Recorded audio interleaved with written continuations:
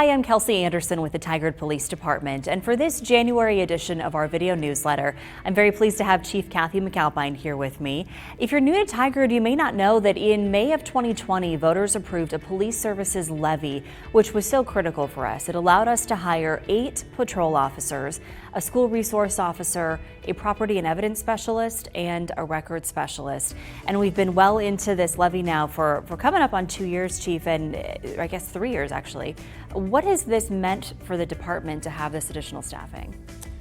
Well, it's been impactful, Kelsey. First, I definitely want to thank the community for supporting the need for a levy and what we've been able to do in these first 3 years. And also to kind of illustrate the fact that we didn't know a pandemic was going to come. We didn't know that there would be significant police reforms and essentially a mass exodus of people leaving law enforcement and the decreased number in those no longer seeking to be in this profession. But with that said, we were quickly able to hire the 8 officers, which was surprising even by my expectations. But over the course of these 3 years, we had the vacancies, people retiring early or lateraling to another agency, or just flat out getting out of the profession. So we're still challenged with filling all of our vacancies at this time. And so one of the big challenges with that, we're not the only ones hiring. Law enforcement agencies all over Oregon are. But like you said, there are so many people retiring or leaving the profession that pool of qualified applicants, that gets pretty challenging. And so, I mean, we'll have openings and not have a lot of people apply.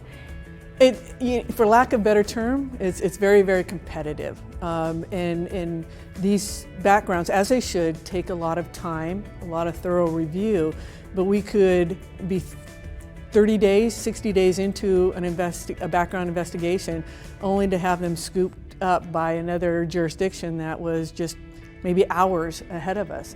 And we're seeing that level of competitiveness. And that's across the country. It's not unique just to even Oregon. This is the main topic in all of our conferences across the country is how do we recruit and retain our law enforcement officers. Mm-hmm. And I think one of the things that I love about this department is we're not going to set our bar any lower because of staffing challenges. We're still looking for very, very qualified applicants, and we're not going to take people who we don't think would be a good fit for this kind of work. So we were able to hire those 8 officers, but then we've had other people leave the department, so we still have some general fund vacancies. And you may not realize in Tigard we only have between 3 and 5 police officers who are out on the road taking calls at any given time. So hiring this additional 8 really meant that we could go from maybe 3 on a shift to 4, or 4 on a shift to 5.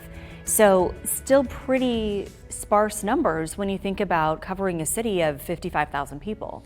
Absolutely, and what we've seen, we just ended 2022 with the numbers, and our calls for service is at its highest it's ever been. 2018 was the peak at that time, and then going into the pandemic, we saw a little bit of a decrease. Well, 2022, we have hit almost 300 more calls than we did back in 18, with essentially the same numbers right now until we can get those vacancies filled. And so we're talking about staffing what we call our minimums. About 50% of the time we're running our minimums, and to get minimums may require an officer to even work overtime. And so we always are mindful of the exhaustion of the officers, but also to make sure that we bring our best self to every call that we go to. And that's a challenge. So that's something that we're going to be talking a lot more about in the coming months.